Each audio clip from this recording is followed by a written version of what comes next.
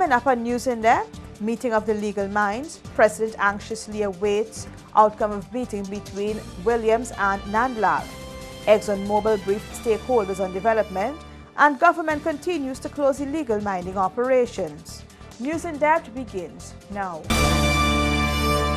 With tonight's edition of News in Depth, I'm Eva Wharton. Thanks for joining us. First up, meeting of the minds. President awaits outcome of meeting between Nandlal and Attorney General. A likely meeting between Attorney General Basil Williams and former Attorney General Anil Nandlal is on the cards to discuss the interpretation of Article 161 of the Constitution, which speaks to the appointment of a chairman of the Guyana Elections Commission. That is according to a release from the Ministry of the Presidency issued today. In that same release, President David Granger is reported to have said that he is anxious to move ahead. According to the release, the President said he has asked the sides to meet in an attempt to find a common interpretation of the Constitution. He went on to say that he was of the belief that the Constitution was quite clear, so if there were any opaqueness or obscurity, he hoped the meeting between the two attorneys would clarify that. President Granger in January announced that he had rejected a list of 6 nominees from the office of the opposition leader. The opposition leader was asked to submit a fresh list, but he rejected, claiming that he wanted a clearer interpretation of the article.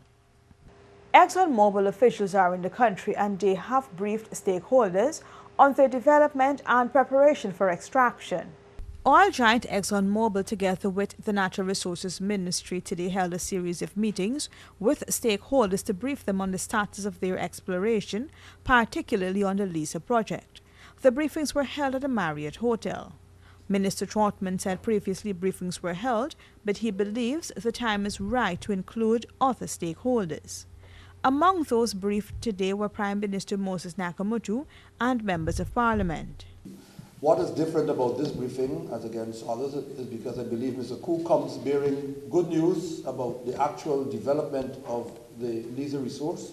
That is how do we intend to take it towards production by 2020 and to give updates on new technologies and new techniques that will be deployed.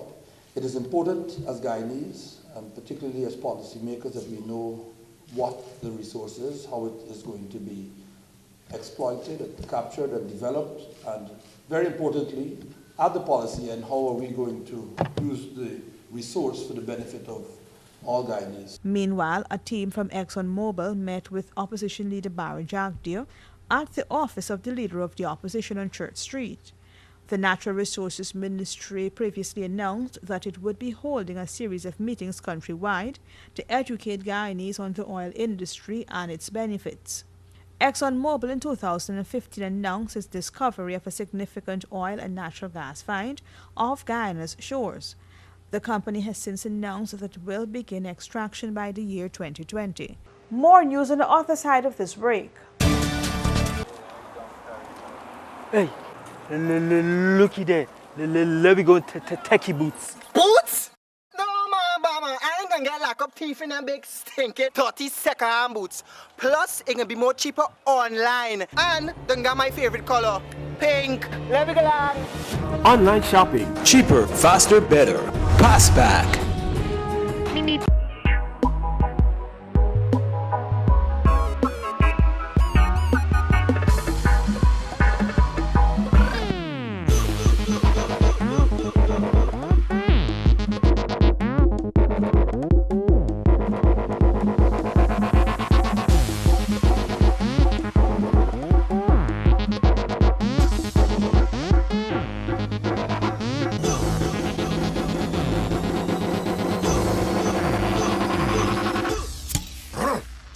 A man's beer. The Natural Resources Ministry continues to close illegal mining operations. The government is stepping up its efforts to tackle illegal mining, and on Thursday a team led by Junior Natural Resources Minister Simona Brooms conducted a sweep in the Mazaruni district where an illegal mining operation was issued with a cease work order from the GGMC.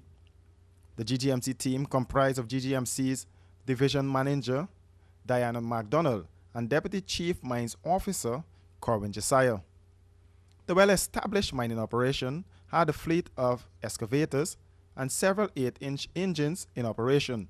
But investigations conducted by the GTMC revealed that no permission was ever granted to the purported owner of the mining operation to ply his trade in that area.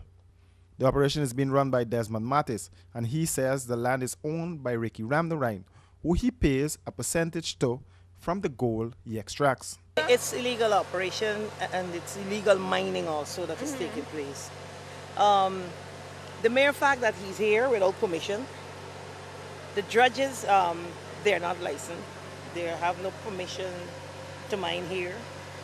Some of the equipment that was registered, he has since changed them. He said that he has modified and go up to 8-inch rather than 6-inch. Now under the license for the operation, they will specify your engine and serial number and all of that. None of that is not happening here.